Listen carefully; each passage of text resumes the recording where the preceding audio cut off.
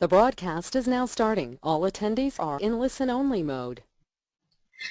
Hello everyone. This is Kriti extending a warm welcome to all of you. I'm a marketing executive at Upside Learning and your host for the webinar today. Thank you for taking the time to attend our webinar, Ensuring LMS Success from Onboarding to Support. Before we get started, I would like to let you know that you will be receiving the recording of this webinar later through email. Feel free to ask any questions anytime using the chat facility. Now, for a quick introduction about Upside LMS. Upside LMS is a best value SaaS learning management system. Its comprehensive feature set brings organizations additional advantages of speed, scalability, innovation, lower TCO, and higher ROI, while helping them manage their learning or training programs easily and cost-effectively. Upside LMS is trusted by over 90 organizations and 750,000 learners across the globe and backed by over 20 industry awards and recognitions won over a span of 12 years. These are some of our clients benefiting from Upside LMS. Moving on to the webinar, it's my pleasure to introduce you to the speakers. Vishakha Sharma, a project management professional who is a client relationships leader for Upside LMS, and Saurabh Dishlehra, client relationships leader, Upside LMS. Vishakha and Saurabh, over to you. Thank you, Kriti. Hello, everyone, and a big thank you for joining us today. I just wanted to reiterate that anytime during the webinar, if you have any questions, there will be a chat window on the right-hand side of your screen. You can post the questions there, and we would be glad to answer those towards the end of the webinar. So first, let me take you through the agenda of today's presentation. In today's presentation, we will cover each step of LMS implementation, starting from the first point of interaction till what to expect during support and even beyond that. So we'll be touching upon what ideally should be focused during sales and pre-sales. Then we are going to see the elements to consider during client onboarding, how the vendor can get into customers' shoes and understand them better. Based on that foundation, we'll see what all aspects to be considered during actual implementation and rollout of the LMS. Then we'll have a look at different support arrangements and how these support and services can play a vital role by providing increased benefits. Then we'll look at the major differentiator, which is providing ongoing consulting throughout the implementation cycle and even beyond. And towards the end, which is obviously the most important part, we'll have our client speak live. So today we have with us Mr. Stephen Harvey, who is Director of Business Development, DNA Stream Limited. Now, before delving into further details, we would like to gather your feedback by conducting a poll. The poll will shortly start appearing on your screen, and you could select one or more of the available options. So here it goes. The question is, which according to you are the key steps to LMS success? Is it pre-sales, client onboarding, implementation, support, or all of the above? We'll wait for almost half a minute to gather the answers. I encourage all of you to vote so we can get a better sample to discuss upon.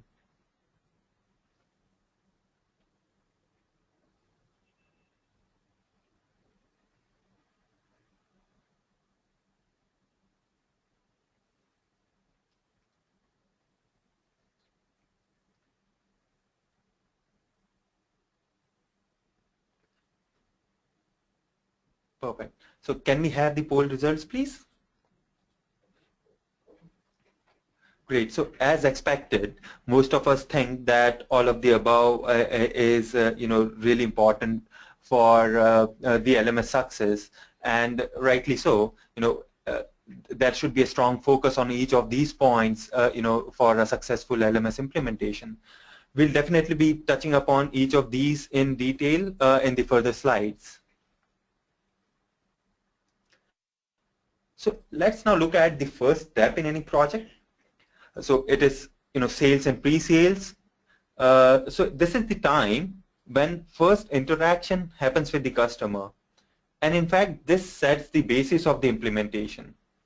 It is only during this time that the customer's expectations are identified. I believe the best way to figure out what success means for a customer is very simply to ask them. I generally recommend sales team to actively ask questions like, how do customers measure success themselves? Meaning, what are their success criteria? Or what is their desired outcome with the LMS implementation? Or, what are they trying to achieve with the product? So with such indirect questions, customer can share their wants, not really in terms of features, functionalities, or workflows, but then they are exploring new ways to achieve their goals. So let's get into further details and see what are steps required during these sales and pre-sales.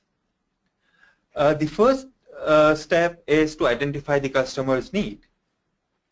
So identifying requirement is one of the focal point which should be absolutely correct, as it becomes the foundation of the solution.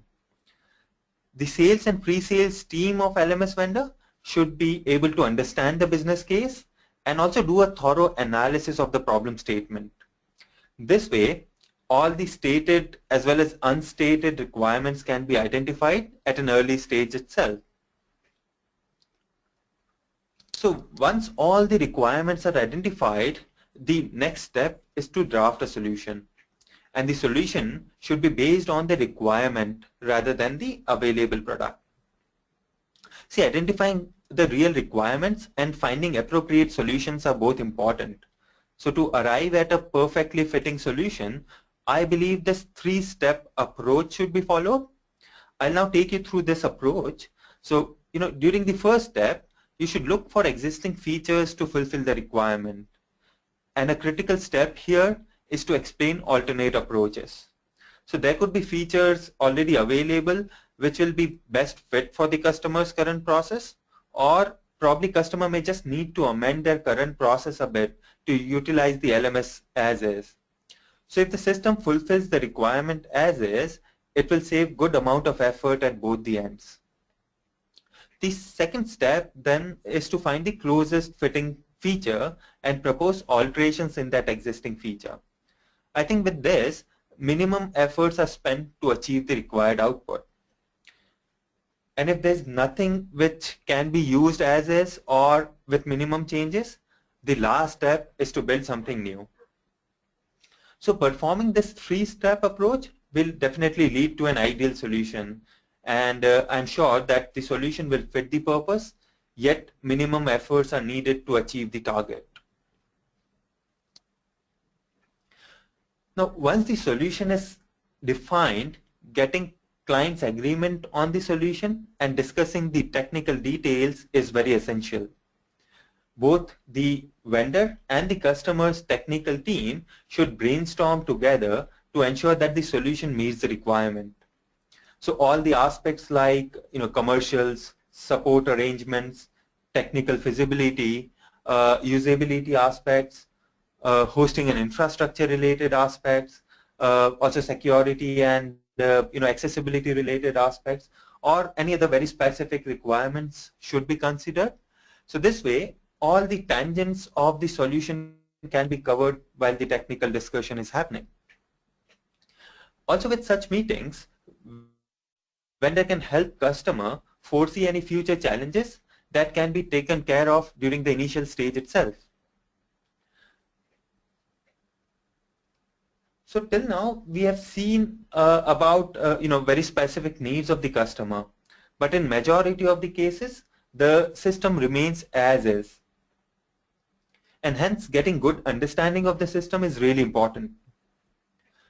See, for customer to get acquainted with the system, a trial links or a sandbox environment should be provided, and moreover, that trial link should be branded as per customer's branding guidelines. So you would have experienced that the first impression is a lasting impression. And when you see a system which is similar to your brand image, you will be able to get past through the first requirement.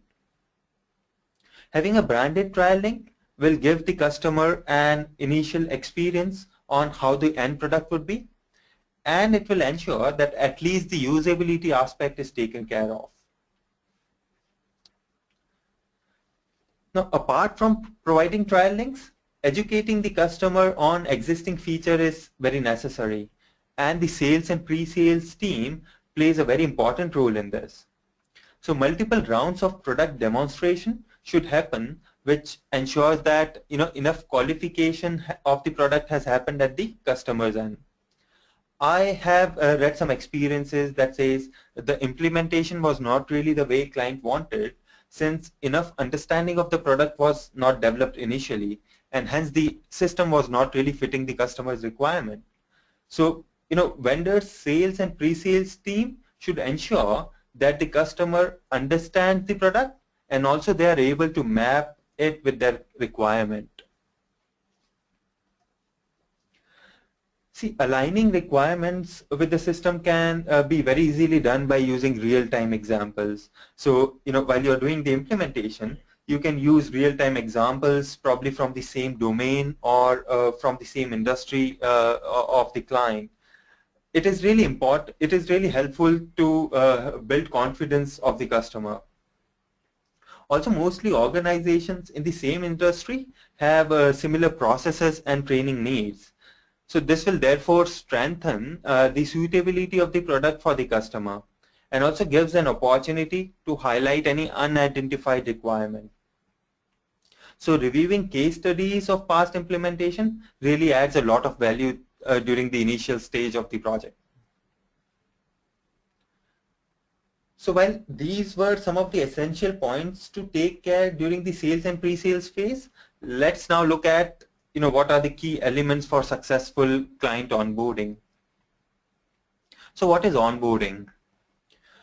See, onboarding is not about sharing everything at once. It is about gradually understanding the customer, their requirements, and their domain, and then taking them through the first critical steps to success. So some of the powerful approaches to achieve this are by understanding the customer domain, or conducting the needs assessment, or providing assistance to them throughout the process, or offering them a custom experience. So when these were some of the things to take care of, let's look at the specific points that you should be focusing upon during client onboarding. And the first one is customer due diligence, which really plays a very important role. It is very important to perform customer due diligence, which is to understand any client-specific information that can impact the implementation. And one of the way of doing this is through stakeholder analysis. See, client-side representatives who are at various levels should be interviewed, and this is to be done to understand each one's level of influence on the project, their interest on the project, their impact, as well as their level of involvement on the project. So I'll just take an example here. So if you consider an enterprise organization, they might have a dedicated IT team allocated to the project, and their IT team might be involved throughout the project. They would also have multiple levels of approval throughout the implementation. Whereas if you consider a small scale company, they would not have a dedicated IT team for the project. So in such cases, it is important to identify all the touch points and their role, which can actually influence the implementation. See, at the initial stage, it is very important to understand the client. So it is important to understand the role of each and every contact person at the customer's end. And once you identify the stakeholder, they should be classified based on their influence on the project. Once you have defined that, it will later be transformed into responsibility metrics. So everyone, once you have created the responsibility metrics, everyone is aware of their roles in the project. You should also identify who is responsible for approval of the system, who is generally called as the owner of the system, and who is actually going to use the system, who is generally called as the user. See, the perspective towards the system changes based on their role, and hence the owner will have a different perspective as compared to the user. And it is important to balance everyone's perspective. So understanding and knowing team members early in this stage really helps in building confidence. And this leads us to the next point, which is kickoff and team introduction. So generally kickoff happens at the initial stage of the project to understand the different team members involved and how everyone visualizes the project. This also gives an opportunity to both the team to know each other and also come to a common ground of understanding. So once we have created this criteria, this will help baseline the success criteria of the project. And this success criteria can be used towards the end of the project for measuring the success of the implementation.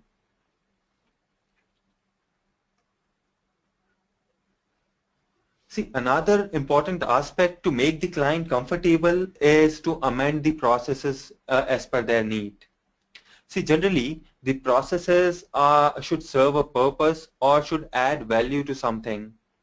So a focus should be on achieving the ultimate goal rather than the process which is being followed to achieve that ultimate goal. Now, while serving a diverse set of clients, from enterprise to a startup, the processes would vary from customer to customer. I would again like to share a recent example.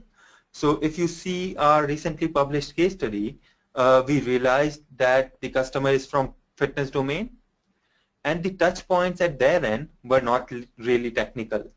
So considering that, we modified our processes a bit. So at the initial stage, we created documents which contained minimum technical details. We used a lot of storytelling and graphics as well as flowchart for any technical explanation, also for explaining the solution and the base product workflows. This has really helped them in understanding the product and also come to a common ground of understanding with us. And obviously this led to a very successful implementation as well. So in this case, we didn't really use our standard technical documentation and we modified our process a bit to fit to the customer's requirement.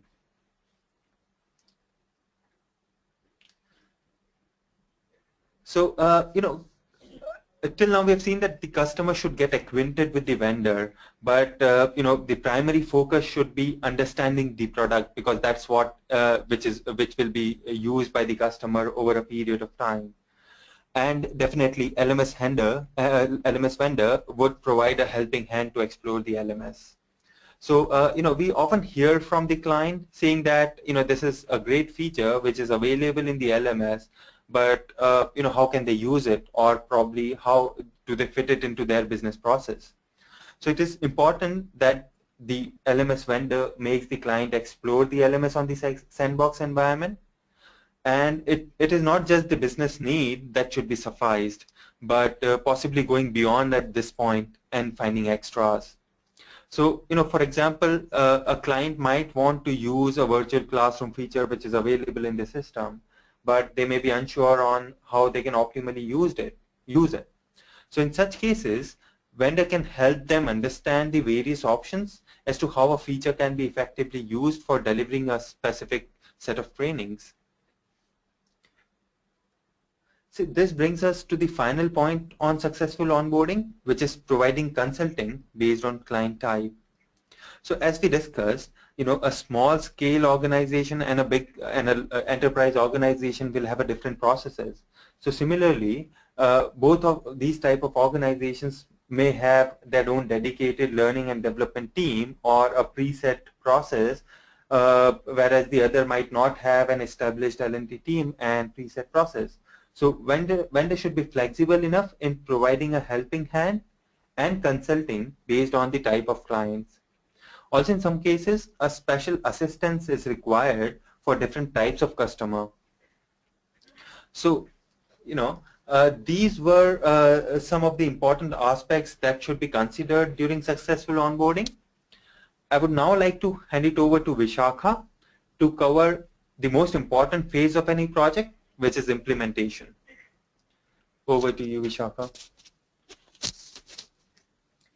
Thank you, Saurabh. Hello, everyone, and thank you for joining us today. Till now, we have seen the initial stages and how this sets the right pitch for the implementation. Over the years, there have been many factors that have proved to be the key contributors for a successful implementation.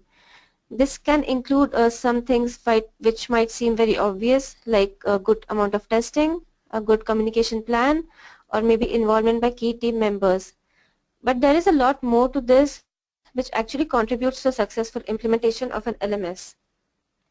So implementation happens in multiple phases, and the first step is to get prepared, which is also called as planning. While everyone is aware of the traditional planning steps that go into the implementation, so I won't take you through the same process again, but I would like to take you through a few additional points that should be considered during the planning. So the business case should always be on top of your mind throughout the implementation. And in fact, it is not just limited to implementation, but this should be considered during the support and services as well as the ongoing consulting. So well-defined business case is very essential at the beginning of the project. One should define the project strategy before proceeding. This strategy may include who all are involved at either side of the team, the frequency of the review meetings, or when the UAT is to be done, and any technical discussions that might be required. This will set the correct expectations at either end of the team.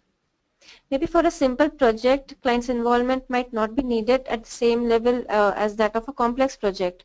So if a project requires an integration with various systems, then a high level of involvement from various teams from client's end is required. Whereas for a small project which has a minimum amount of integration, or it is an out-of-box or a SLAS implementation, the client's involvement might not be that high. The implementation strategy should always revolve around the business case and the business need, but of course leaving a scope for positive changes. Such an adaptability is important both in terms of project and process. So when we talk about process, it is something that is created to actually improve the efficiency by maybe structuring the activities that are conducted regularly.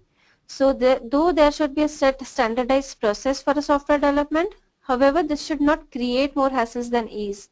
The process should be adaptive enough so it becomes easier for both the teams to follow it. So if the client likes to be adaptive, you can take an agile approach.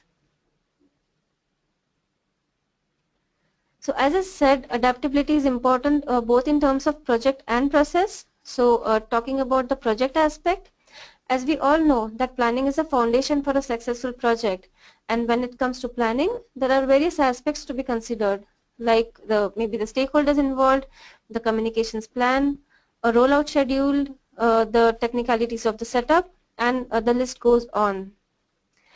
Initially, the projects used to be planned at the beginning and everything used to happen as per the plan. But now those days are gone, and in this ever-changing era, you need to do planning, but with a scope of changes later. Although we agree that thorough initial planning covering minute details is important, but this should not bound you to disallow any changes which could have led to a successful project. So considering the current trend, one should be open to adopt an iterative approach rather than following a strict process. So during planning, it is not just the immediate requirements to be considered, but a consideration of probable future requirements is equally important. An LMS should be scalable enough, not only in terms of concurrency of the users, but also in terms of supporting new features. So let us take an example over here. So suppose a client implements an LMS for a particular department or a region initially, and maybe they want to roll it out globally later. In such cases, the system should be scalable enough to cater to the additional users, the load, as well as the configuration changes. If we take another example over here, so maybe one department is utilizing only classroom training module, which might be of no use to another department which delivers only e-learning. So in such cases also, LMS should be easily configurable to allow different type of setup requirements.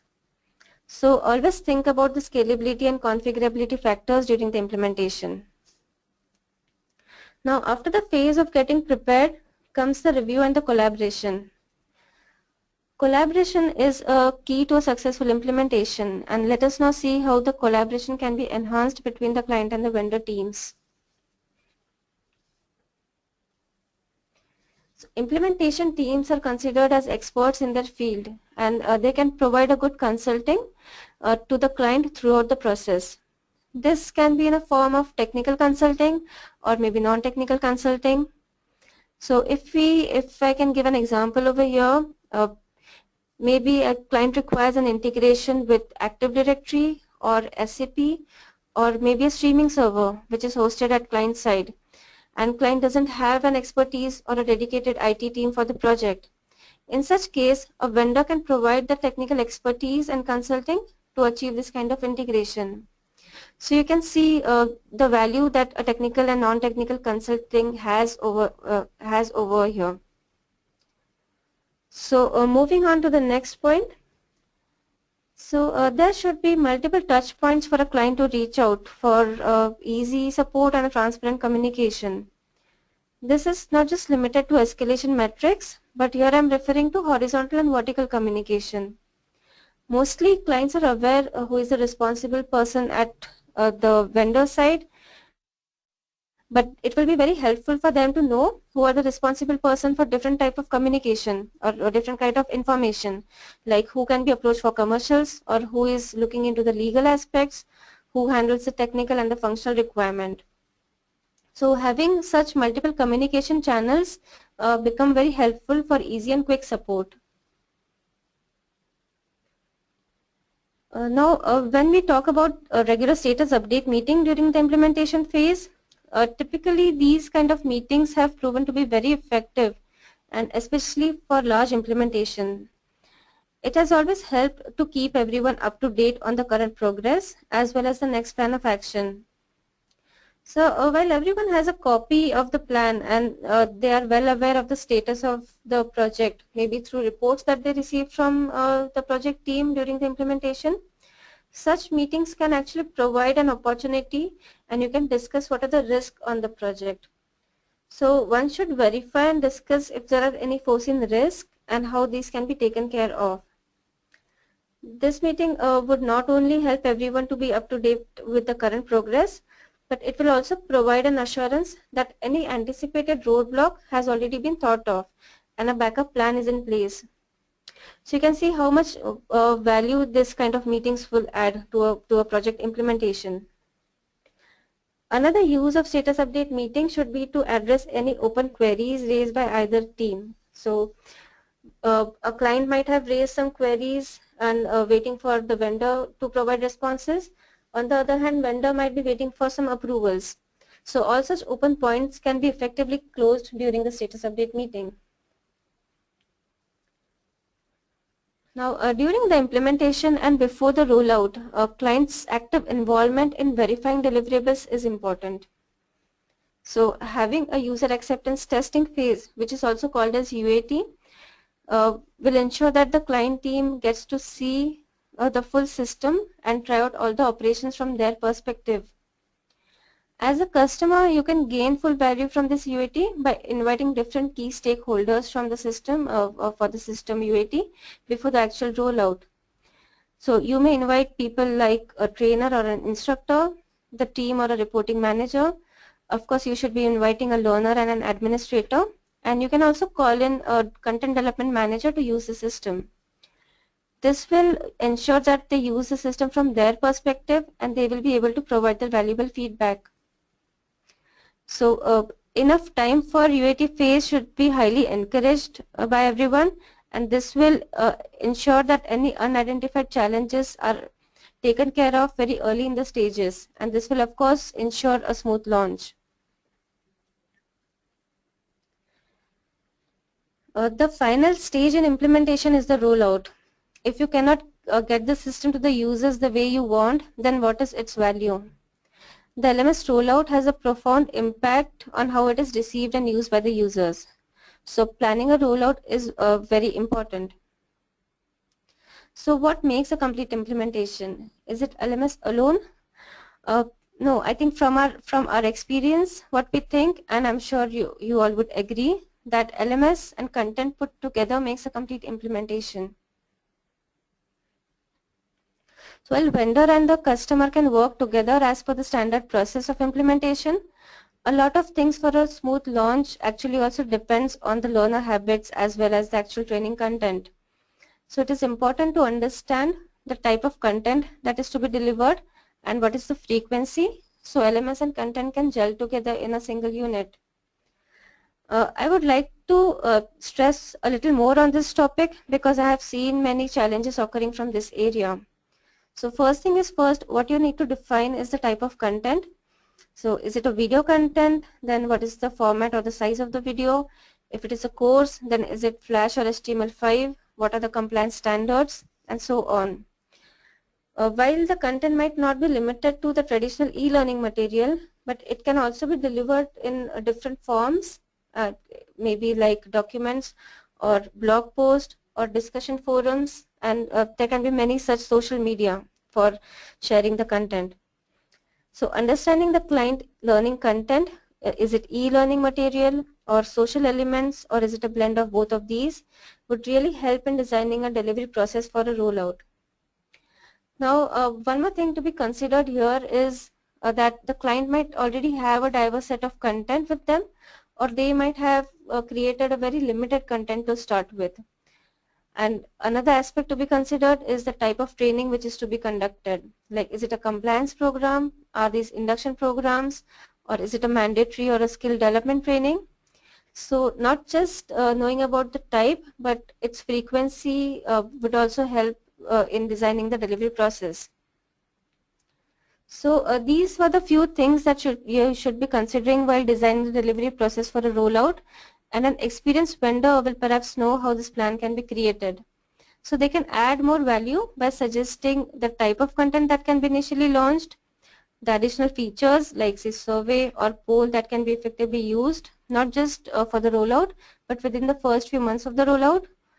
Any notifications that can be sent out to the users, and at what intervals can you send those notifications, and any reference data that can be pre-populated in LMS as an added reference to the users.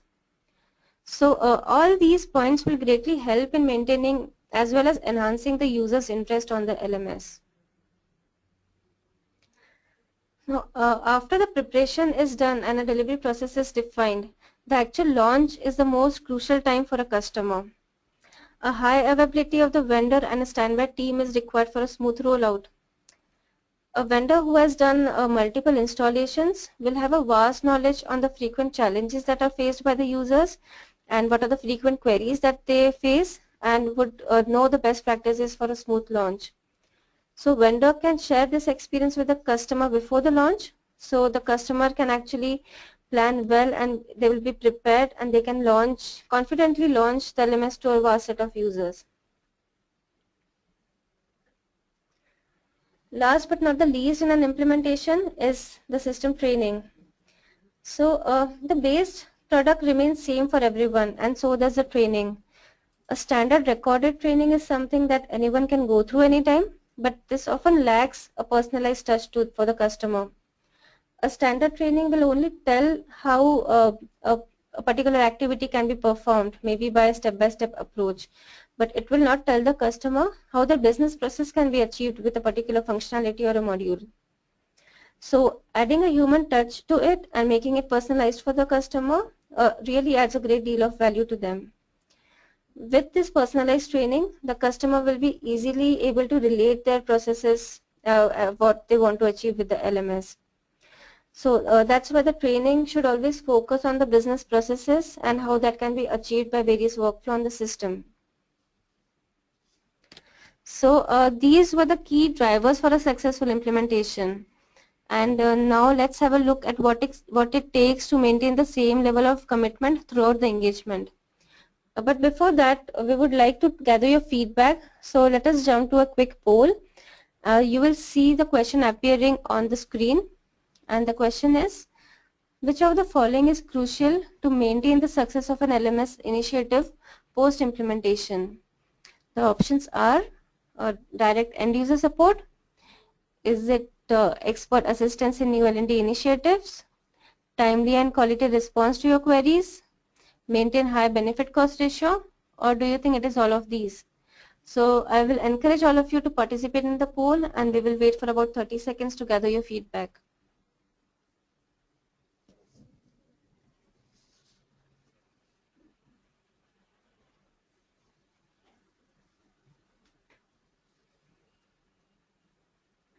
We'll wait for just 5 seconds.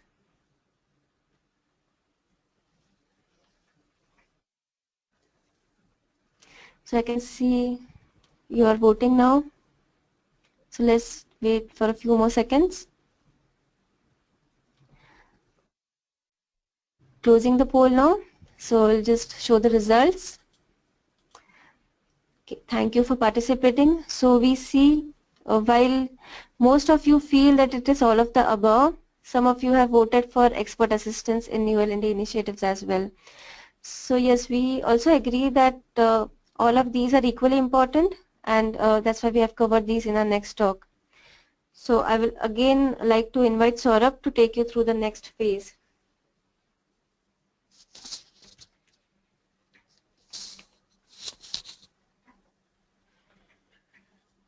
Thank you, Ishaka. The insights that you shared on implementation were valuable and would really help. So I'm now going to take you through various support options. We'll also see how these can really be helpful to increase the benefits and also sustain the success of LMS implementation. See, support and services forms the backbone of any good LMS implementation, and it does help in delivering continuous customer satisfaction. So services like 24/7 support or dedicated and on-site support or admin services have now become a standard offering by most of the LMS vendors. Obviously, apart from standard support, these should be available options for customer to choose from, and they should be able to fulfill their needs based on available options. So we'll see how each of these can really be helpful.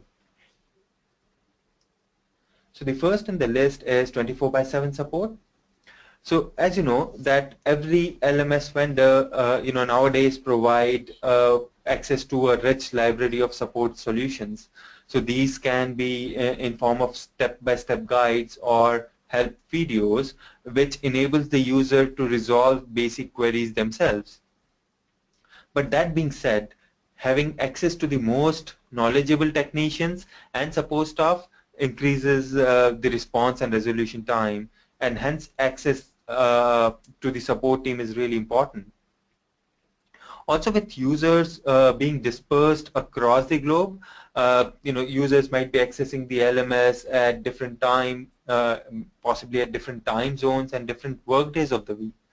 So it is really important to have access to this of the support team, who is available 24 hours a day as well as 7 days a week. So in effect, always available support team has become a standard offering nowadays. Now let's have a look at the next level of support, which is end user support. So generally the support is limited to level 2 support, meaning the vendor providing support to a single point of contact at the customer side, and in turn that person providing support to the end users. See, the LMS vendor, being the owner of the system, has better knowledge and technical skills to resolve the end user queries as compared to the client side administrator. So having end user support definitely improves the turnaround time by reducing the additional hop in the communication. Another advantage of having end user support is that the customer doesn't need a dedicated person to manage the LMS. In effect, the vendor does it on their behalf.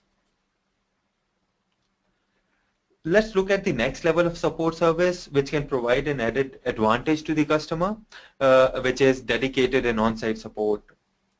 So, think if there's a team only working on your request, so your tickets would not really lie in a shared queue. Obviously, you would have a better control. You can also set priorities and you can sequence tickets as per your requirements. A dedicated team can also perform analysis of the service request, so they can spot problems before even they occur. This way, they can identify the root cause of frequently recurring incidents and also resolve them. And an extension to a dedicated support team is having a team available at the customer's premises itself, which is generally known as on-site support. So having a co-located support team provides easy access to the end user's environment, which reduces the common communication barriers and also increases the level of confidence in the client. So apart from providing resolution, the on-site support team can also educate the end users and provide an overall positive experience. I would just like to take an example here where the on-site support team was really helpful. So we have implemented LMS for one of the customer in the banking domain. So they were accessing the LMS in a very restrictive environment, and also they could not share their environment data with the LMS vendor, which is outside their environment. So we had to offer them an on-site support, which really helped them in resolving the problems the users were facing and also troubleshooting the issues pretty quickly. So it really helps in such environment having an on-site support. So till now we have seen different types of support arrangements that can be available and which can enhance the user experience. Let's have a look at how vendor can work as a shadow team for client by providing administrative services. So see, vendors support team will be very well managing the queries and incidents, but what if they're also performing the day-to-day LMS admin work? So wouldn't it be nice if let's say they are doing activities like user enrollment, content creation and distribution, also sending out regular customized emails, possibly conducting surveys and monitoring the usage of system and so on. So all this can then be taken care of by the LMS vendor itself, which will take away the customer's workload of LMS management. This will also reduce the customer's involvement in administrative activities to almost nil, and then allowing customer to focus on their regular business. So till now we have seen various services that a vendor can provide. A strong escalation matrix and service level agreements can ensure that the customer receives uninterrupted services. Let's see what should be considered while defining an SLA. See, an SLA outlines each party's responsibility in an event of a problem. It also defines how the vendor classifies and resolves the problem. So SLA should be created considering expectations from both the parties. I'll just like to highlight a few characteristics that, in my perspective, defines a good SLA. So an SLA should have a very clearly defined days of service hours and also contact information from the vendor. It should have very clearly defined service levels as well as severity levels and how this classification is done. Also the response and resolution time targets for each of these severity levels. Now what happens when a time target is missed, and what is the escalation matrix? Possibly for hosted solutions, SLA can include uptime guarantees, maintenance and downtime schedule as well. So both vendor and the client should very succinctly define the SLAs based on their individual expectations, which they can adhere to. So this covers what support and services can provide, and also an added advantage which can be reaped throughout the implementation. So I'll now hand it over to Vishakha to share some secrets which really helps in sustaining the long-term relationship between the vendor and the customer. Handing it over to Vishaka now. Thank you, Saurabh, for taking us through the support and services aspect, which is a key part for an uninterrupted user experience. We have till now seen all the tangible deliverables. Now let us look at the aspects which strengthens this relationship beyond expectations.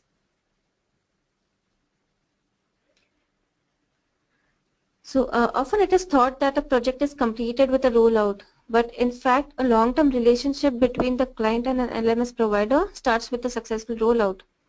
So in my all these years of handling customer relationship, I have seen that implementation and rollout is of course important, but it is one part, and the second part is maintaining and taking this relationship to the next level. It just doesn't stop at after the setup.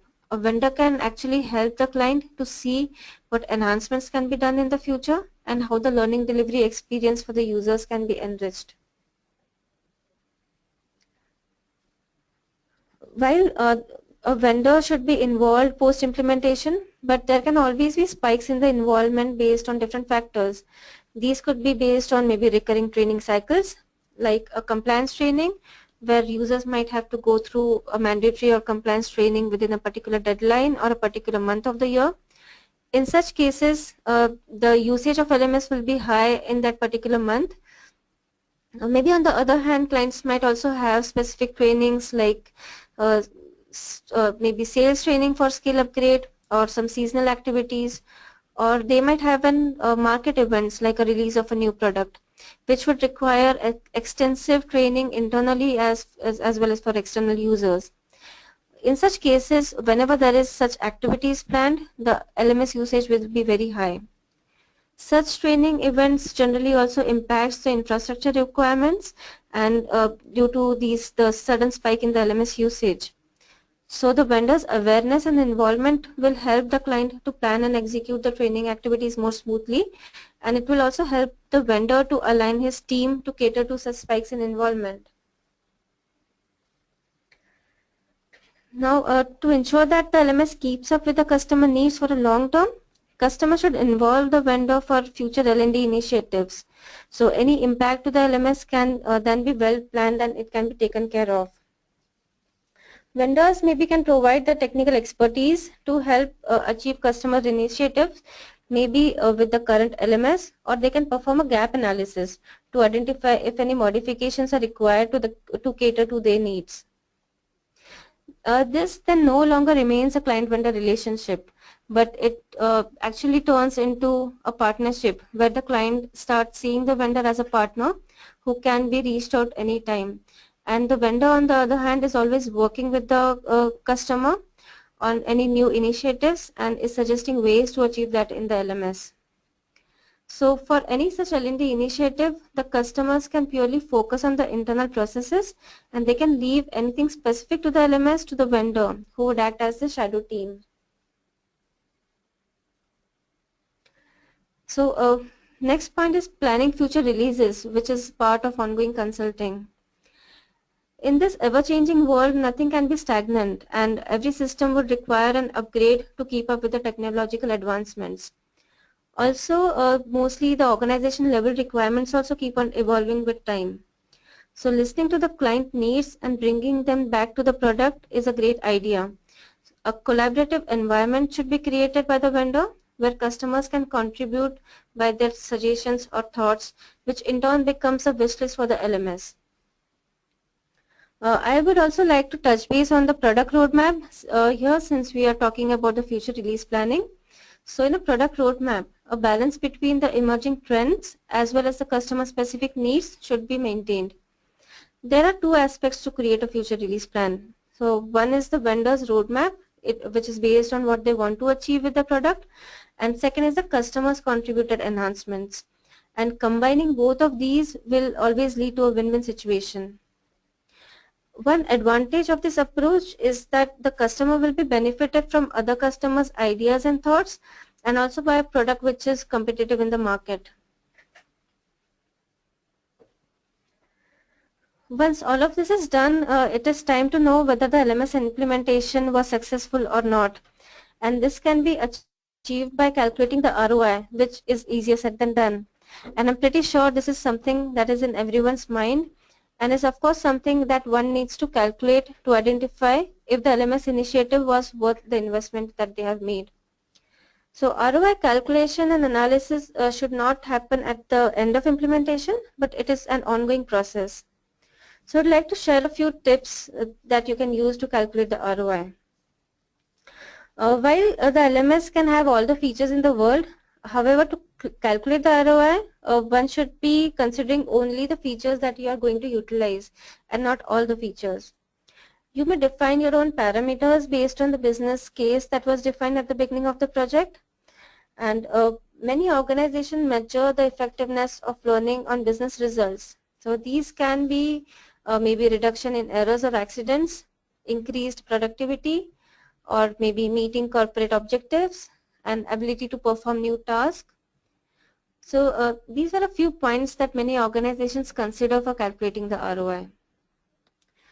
Now once the ROI is calculated, next is how to improve this ratio, which is very important. A vendor, by providing ongoing consulting in terms of providing technical expertise, future release planning, actively contributing in the new L&D initiatives, and also acting as a shadow team, can really help to use the LMS more effectively, which gradually increases the ROI. So going the extra mile and providing ongoing consulting makes the client and vendor partnership very strong. And it also ensures that LMS keeps providing great value to the customer. So in a nutshell, whatever points that we covered today will definitely help you to achieve a successful LMS implementation. And I'm sure this will also help you to achieve an increased ROI. This now covers all the points from our agenda, and as we promised, we will now invite our client to speak. I will have Saurabh for a quick introduction to our client. Thank you, Vishakha. I'm sure the points that you have covered, and if you take care of those points, it will really help in a long-term relationship between the customer and the LMS vendor.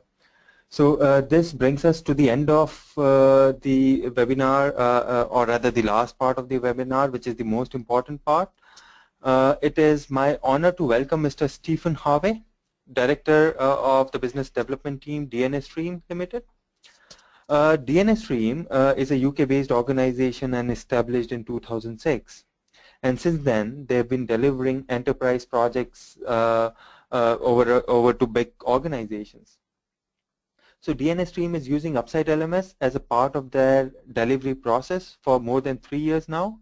And in turn, DNS Stream have supported customers like Vodafone, National Grid, Thomas Cook, which are a few amongst many others.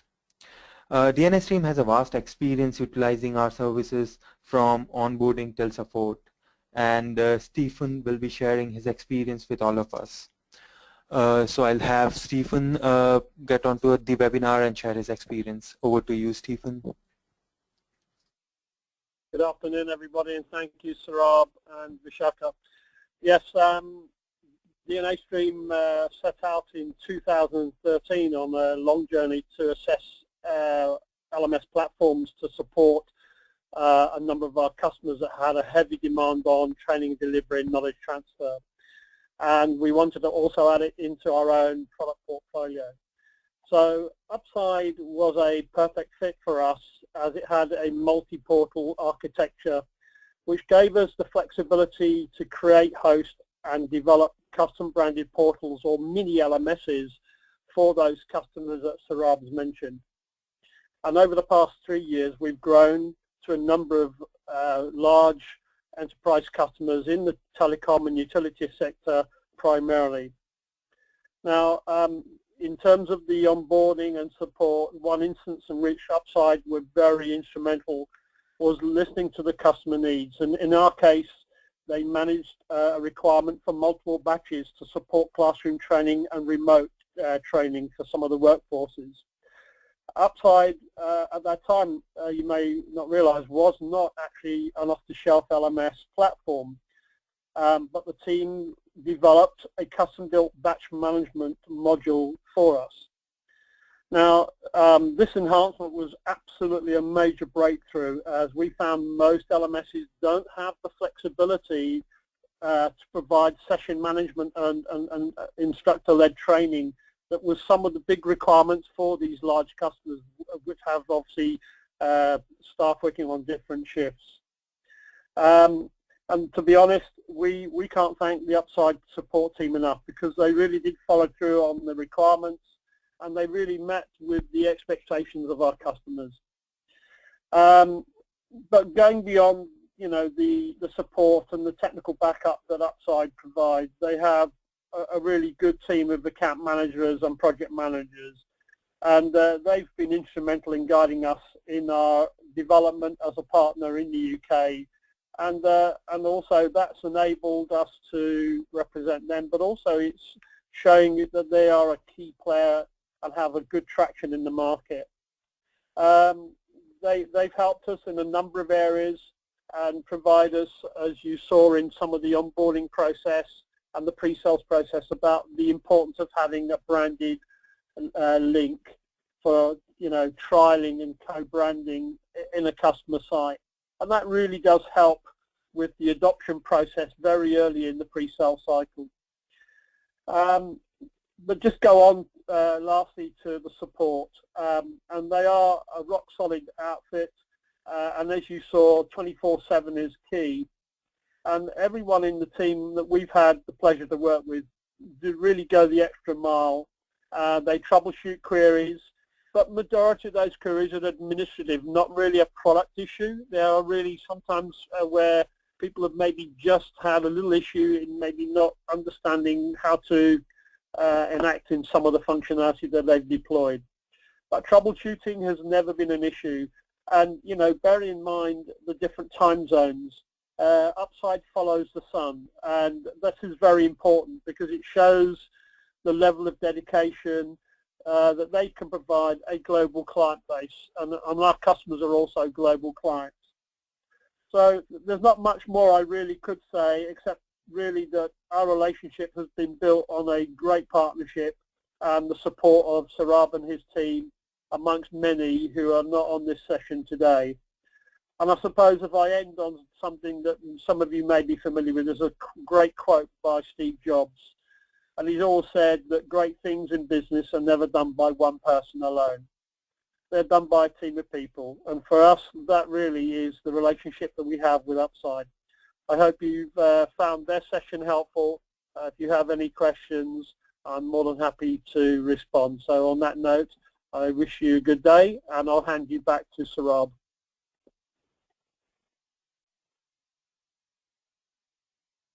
Many thanks, Stephen, for taking out time and sharing your valuable experience. It is indeed a pleasure to hear you. Okay, so this brings us towards the end of the session, and we'll now take up any questions that you have. So we'll wait for a short while to gather all your questions, and then we're going to discuss on those questions.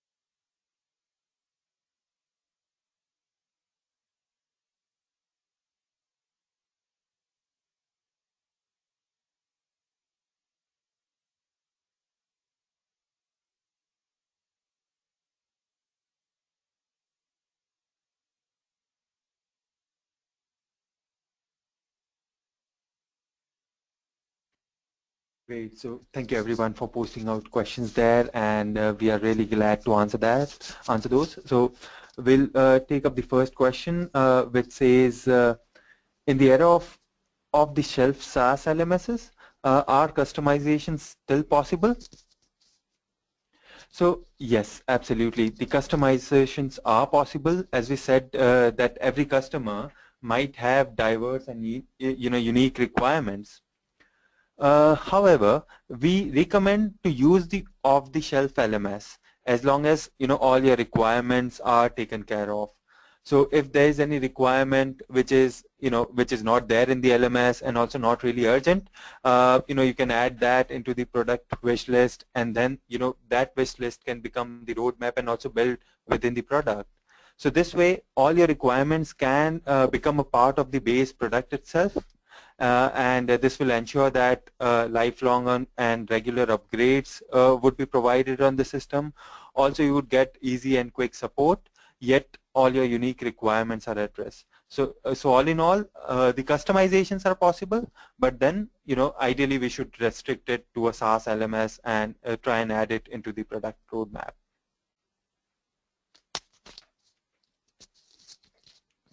I'll just take the next question.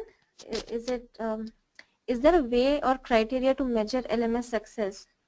So yes, as I discussed in my last slide, one way to measure LMS success is to calculate the ROI. So if you don't want to get into the complex calculations, a few pointers that maybe you can use to measure the success can be identifying what is the reduced training cost, or maybe you can see if there is an improvement in the training delivery process. This will also have a centralized distribution and monitoring for L&D initiatives. So you can consider this for measuring the LMS success. A few things that you can consider while from employee perspective can be increase in the role promotions or reduction in the skill gap. And from these different parameters, you can identify if your LMS initiative was successful or not. So I think this would answer the query.